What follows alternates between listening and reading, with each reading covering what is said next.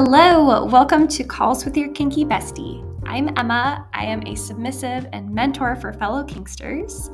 This podcast is all about insights into kinky life and dating, sharing my personal experience and stories, and help share mindset shifts too to get you into a confident space, more confident than you are now. So get ready. It all starts now.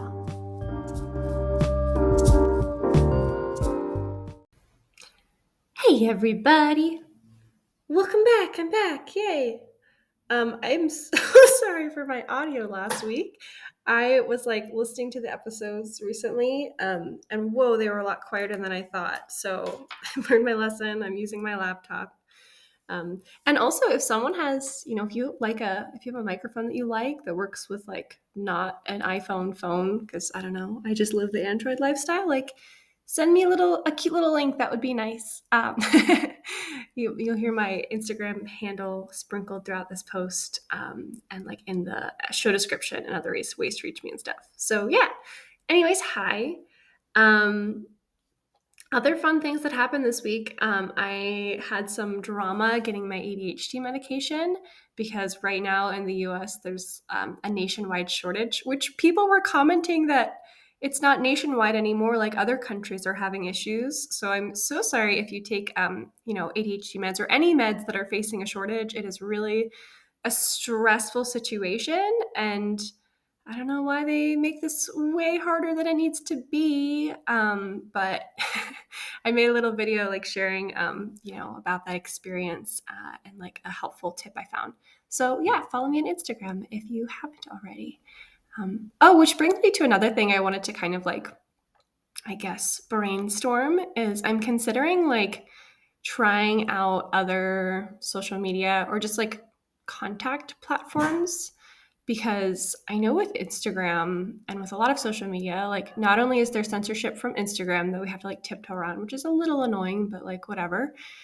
But there's also the issue of some people are not openly kinky in their life and aren't wanting to follow kink accounts. So I get a lot of people reaching out to me privately who aren't even willing to like a post without their friends seeing and stuff, which is tough because, I've been there before and I get that. So what are other, platforms that we could use to do this?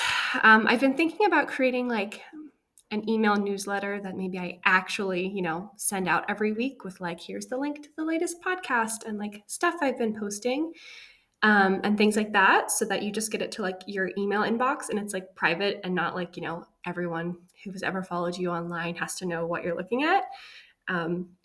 I've also looked into Discord as an option, but Milo. Okay, so I've also looked into Discord as an option because there's so much flexibility with it. But there's FetLife too, which I like the idea of, but also I know that that's a whole other barrier where yes, there's a ton of privacy with it, but also there's a lot of intimidation for people who are new to kink. Or also it's kind of hard to use because they don't have an app, so you kind of have to get on the website. And yeah, so we'll see. But I would love to hear ideas. If you can find a way to comment or reach out to me, send me an email or find me on Instagram or something and tell me what you'd like to see.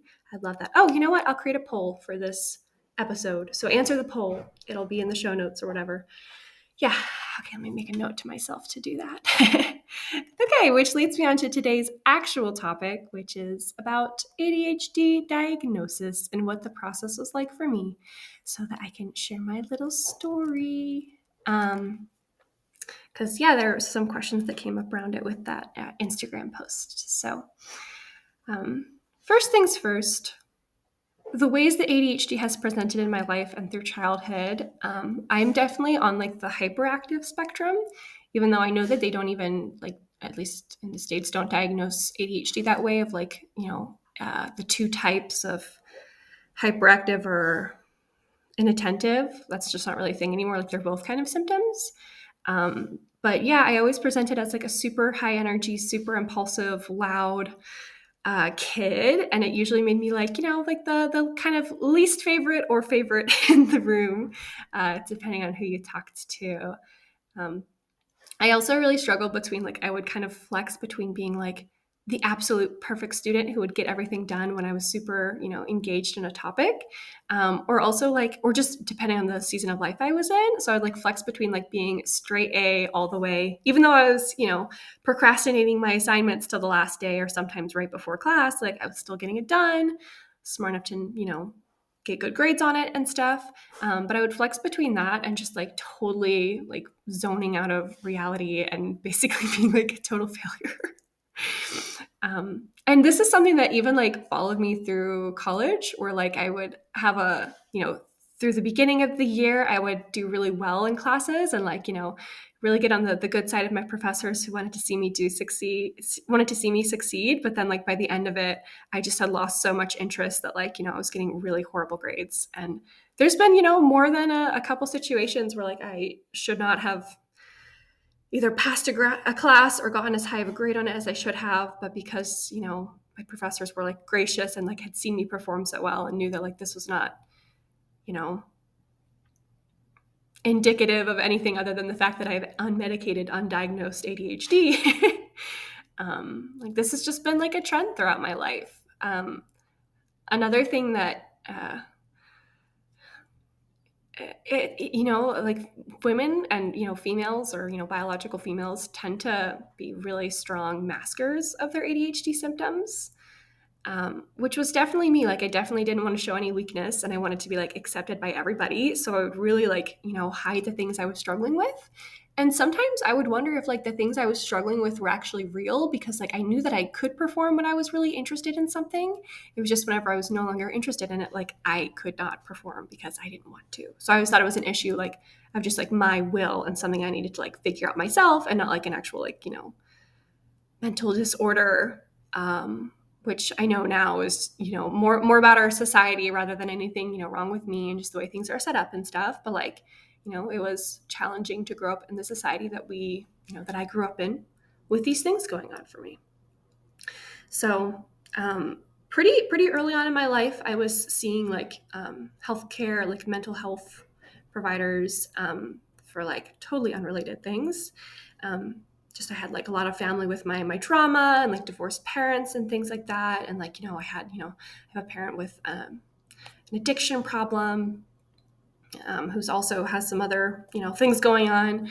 So I was just, usually had help around. And it was actually mentioned to me like at least twice that I can like, remember an exact date and a way it was said, but it might have even come up more like it's been mentioned to me by healthcare providers that like I present as having ADHD symptoms. And I was even told once by a psychiatrist that like, well, you are presenting these symptoms, but you're also managing your life in a way that people with ADHD usually do. And it sounds like it's not affecting your schoolwork because you're, in college and things like that. So we can talk about it if it's a problem, but right now it doesn't seem to be a problem is what I was told. Because like, yeah, I have really high functioning ADHD, even though like behind the closed doors, like my home was a wreck and I really had a hard time doing things on time and getting places on time and just managing my life and things. But, I think also part of that is just like transitioning between, as an adolescent, you have a lot of support getting you places and making sure you're there on time and motivated and waking up and stuff versus like whenever you transition into like adulthood. And like for me, that was whenever I was in college, like going from having a lot of like accountability around me to like nothing and like self-managing. Like I wasn't sure how much of this was like my brain versus just like, oh, this is a hard thing to do. And this is like a life transition thing. So all that was really lovely. But in like my last like year and a half of college, when I was actually like living alone and was really like struggling to complete this degree and just like carry out the motivation to make it all the way through to the end, I decided to like really get serious about finding a diagnosis. Also, it was like popping up online all the time. Like people were talking about their ADHD symptoms and I was seeing it a lot and realizing, oh, this is not just me and my quirky little brain personality. Like this is a mental health thing that I'm struggling with and that there's like solutions for so that I can, perform better at work and at school and stuff. Cause like I would get, performance issues at work and at school and stuff. So yeah, I decided to take that into, oh my God, I just decided to make it a priority in my life that I was going to get the diagnosis so I could know what was actually going on and get medication. Like if in that process in being diagnosed, it was recommended to me, I wanted to try it out and see what the options were. So, okay, little breakdown to have some water, and then I'll tell you what that diagnosis process was like and medication and things.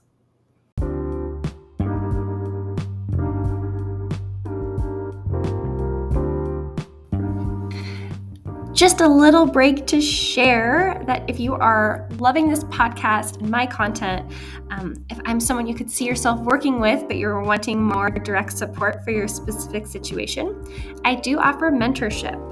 It's personalized to you, private video or phone calls with me, so you can chat about your situation and figure out a solution that's going to work for you. You can visit my website. It is kinkybestie.com/mentorships to see what's available and to book in your spot on my calendar. It's kinky with a Y at the end and bestie with an IE at the end. The link will be in the show notes, so you can check it out there. Back to the show.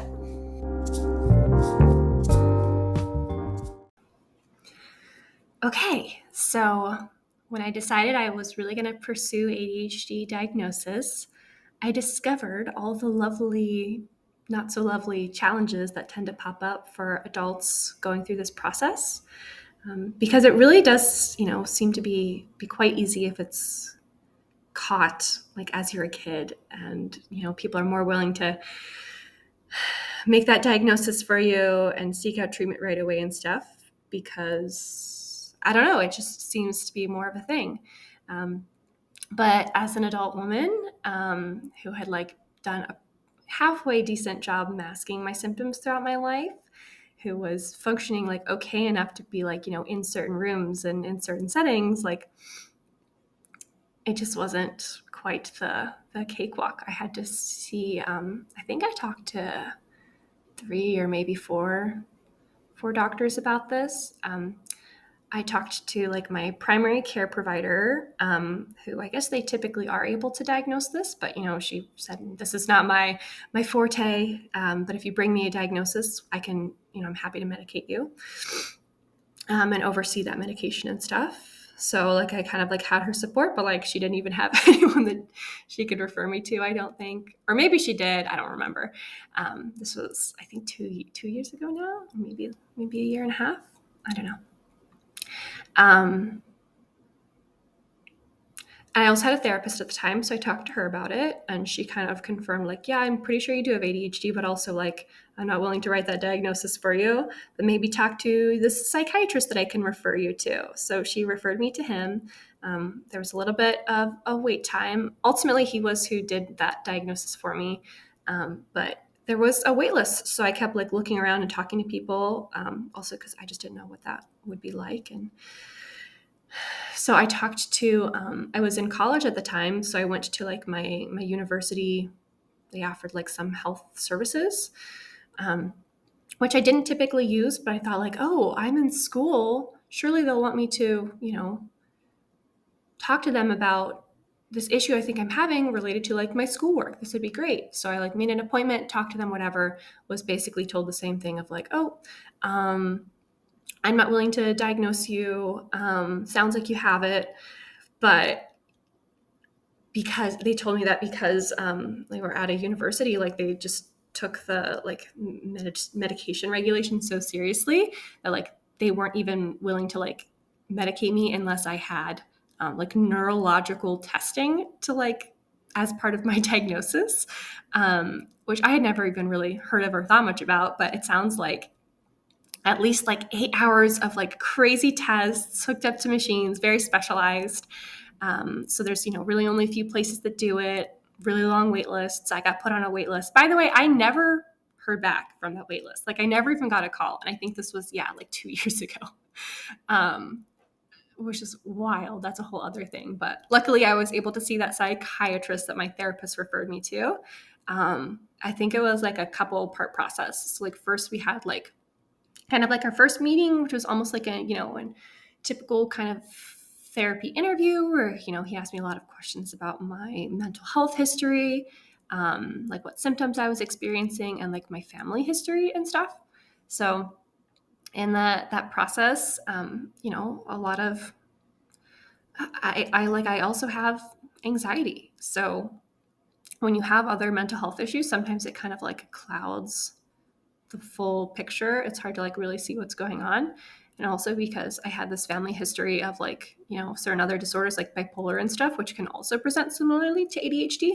Like they had to like rule that out essentially. So lots of conversations about that, a lot of like having to talk to people about in my family who were not willing to discuss their diagnosis. Like it's crazy. I remember even like asking my mom these kinds of questions, and then like I didn't find out until like a month ago she told me that she was diagnosed with ADHD at some point. I'm like, Mom, you couldn't have told me that like whenever I was going through this process, and it would have helped like maybe move this along faster or like corroborate me a little bit more easily.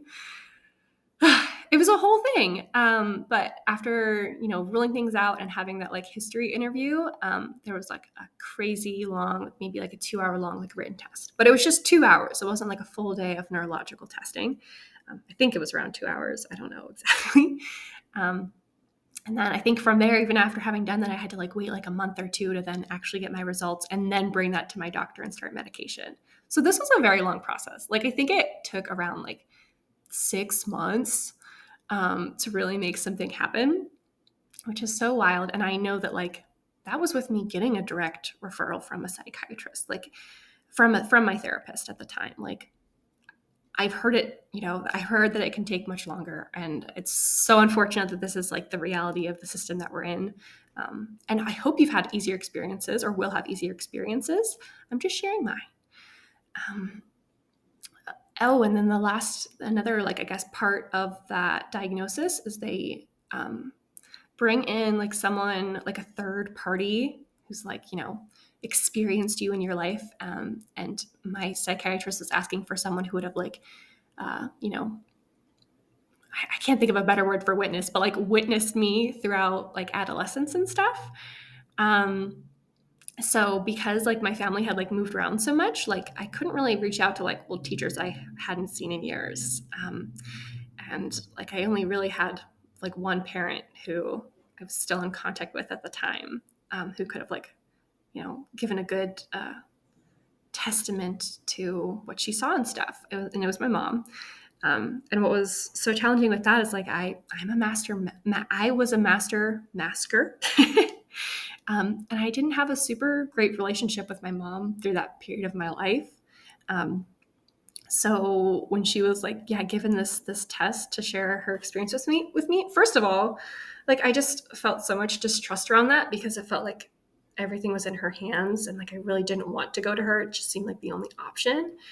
And it's just challenging too, because my mom is not someone my mom who has ADHD is also not super great at following directions. And she brought her husband in who, I think we first met when I was like 15 or 16. So he hadn't really like witnessed me in the age group that they were asking for. But she like brought him in to like verify her answers and stuff.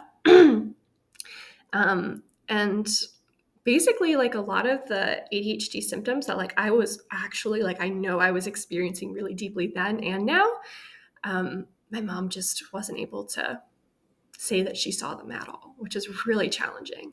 I got really emotional reading that. I'm getting a little emotional now.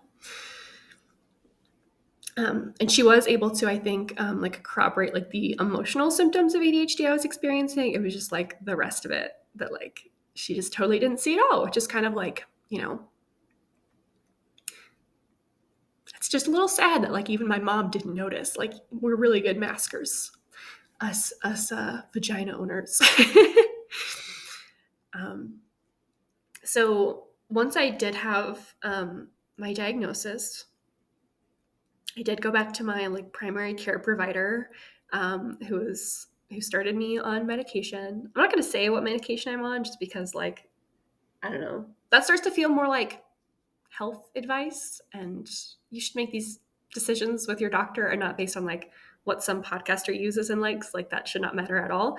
But she put me on a stimulant that is like an extended release one. It's like one that lasts throughout the whole day. ADHD is also can be treated with short-term stimulants, which last more like a few hours at a time that you can use just when you need focus. Or there's other like non-stimulant like medication options too. But that's what she put me on. And it was kind of described to me as something, because it is a stimulant, like it's not quite the same as like, a depression medication where like it kind of has to like build up in your system for a few weeks to like become effective and then stay there.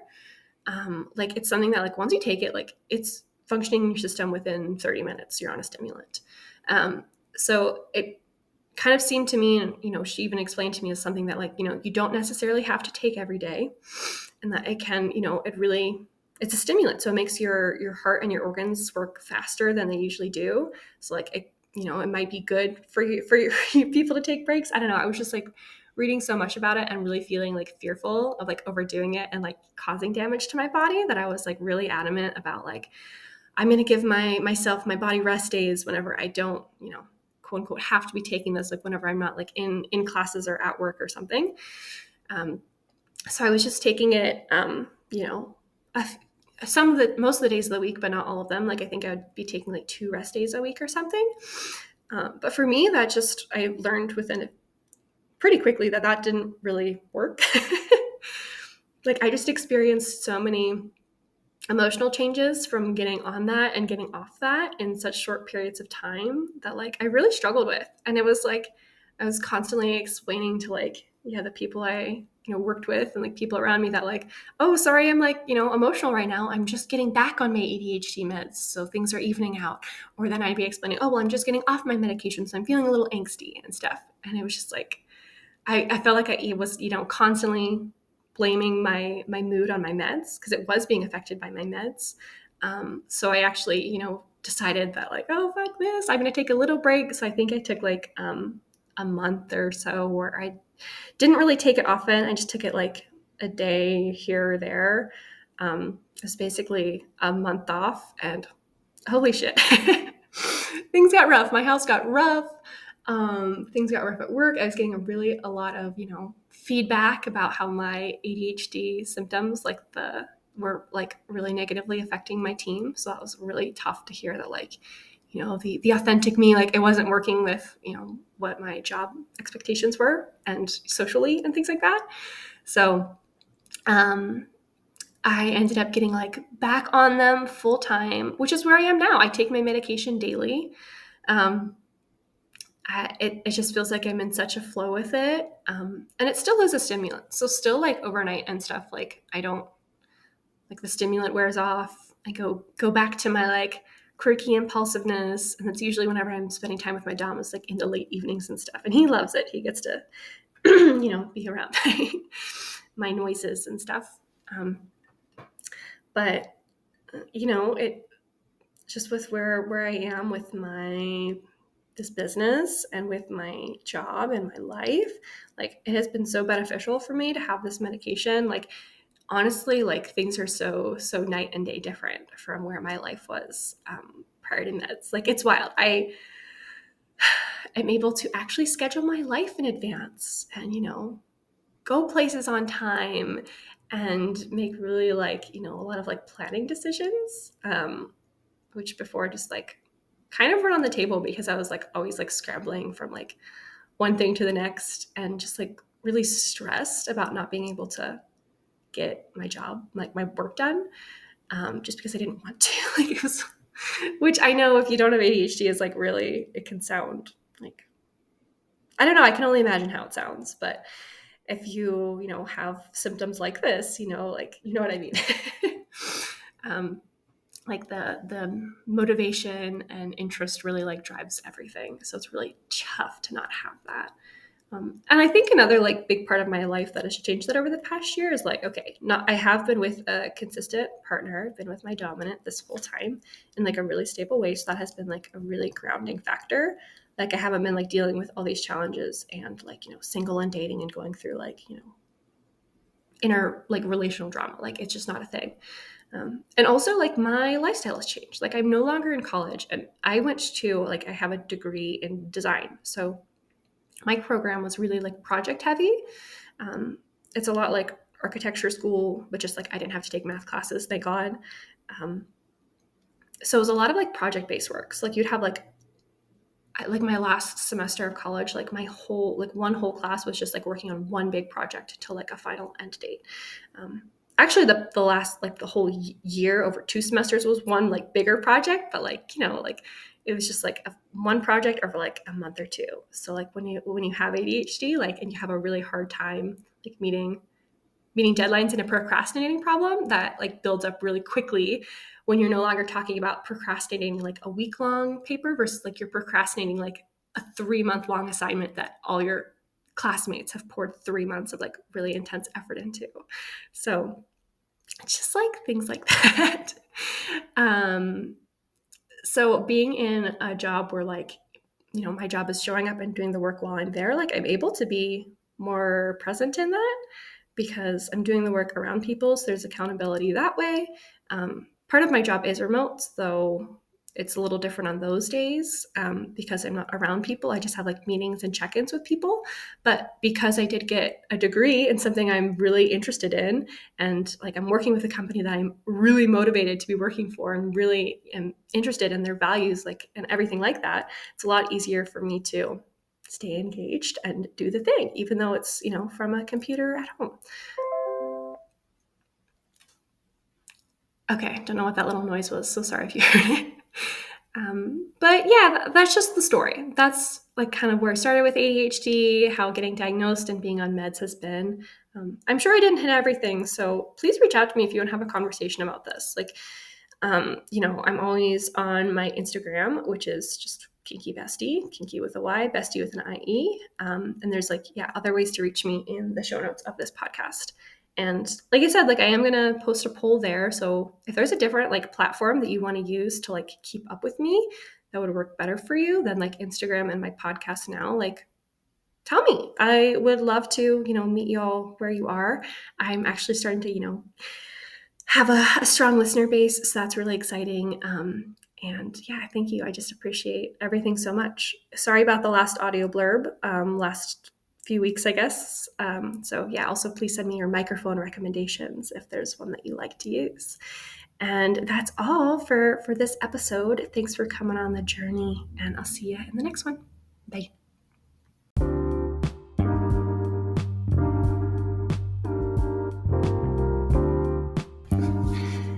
Thank you so much for joining me this episode. You can follow the podcast on the platform where you're listening to get updates with new episodes. You can follow me on social media at Kinky Bestie. I'm on Instagram.